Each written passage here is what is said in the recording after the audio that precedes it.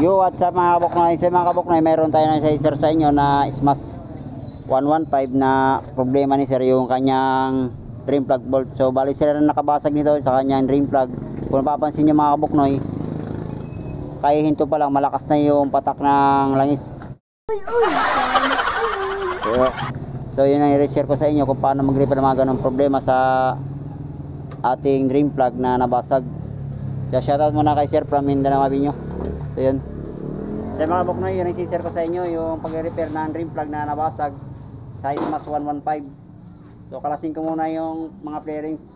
Saka ibaba natin yung makina doon sa kanyang chassis para ma-repair natin na maayos. I-overhaul natin yun mga kabuknoy, yung kanyang makina. So yun guys, na ibaba na natin yung makina ng Smash 115. So titingnan natin yung problema ng drain plug nya. Yan guys, ito na yung problema ng drain plug ni sir. Ayan. Kaya pala mga kabuknoy, yung paghinto pa lang niya malakas talaga yung tagas kasi malaki na yung crack yung kanyang drain plug.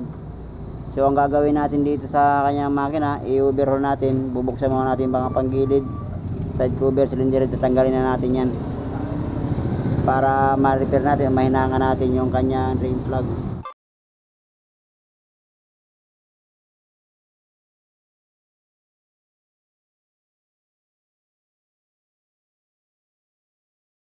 Muna yung makina.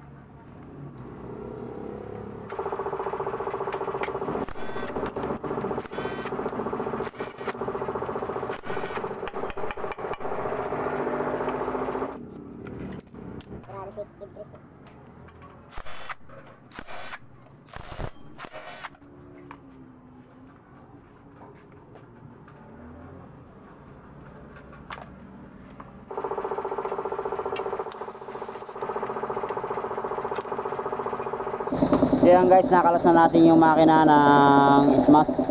So ito na yung gagawin natin sa may drain plug. So sasalang muna natin sa ating gato para mahinangan natin.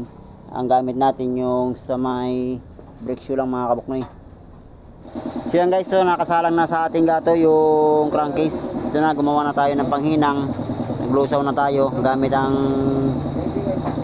drive piece yung ginamit natin panghinang. So hindi tayo brake shoe, yung drive piece, meron tayo available na sirang drive piece. Yun ang ginawa natin ng panghihinang dito sa kanyang drain plug na nabasag. So inarangan natin yung butas sa may drain plug para pag maghinang tayo hindi malalaglag dun sa may bandang screener. So yun, inarangan natin ng ng kikil para yung butas marangan para mahinang natin na maayos. So gamit ang ating drive piece na sira.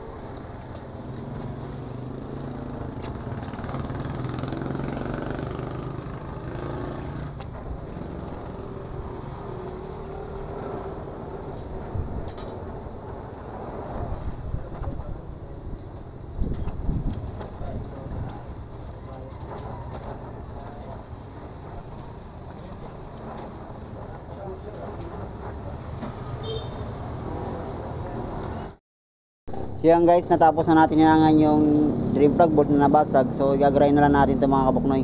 So kinapalan na natin yung pagkahinang, mapapansin nyo. Kaysa dati yung stock kasi manipis lang yun. Basta maghigpit kayo ng sobra, yun, mababasag talaga yun mga kabuknoy. So igarayin ko muna to para ma-simbolo natin sa kanyang makina. So yan guys, nalinisan natin yung ibang parts ng makina niya. So ito na yung ginawa natin na paghihinang sa kanyang drain plug.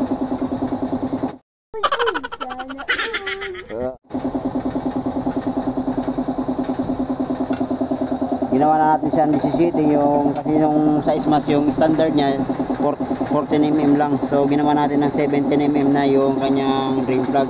So medyo pinapalan na natin mga kabuknoy. Yan. Saka natin asimbolin na yung kanyang makina.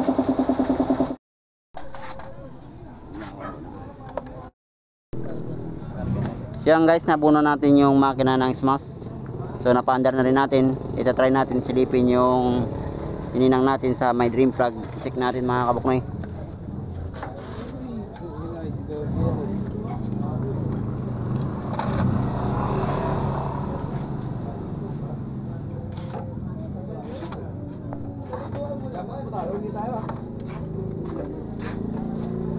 So mga kabuknoy, okay na yung ginawa natin na paghihinang doon sa may kanyang drain plug. Wala naman siyang leak, hindi naman siya nagmo-moist. So yung bali bearings na lang kakapit natin. So yan guys, okay na yung ginawa natin na Smash, na drive test na rin natin. So hanggang dito lang muna mga kabuknoy yung ating ginawa sa paghihinang sa my drain plug.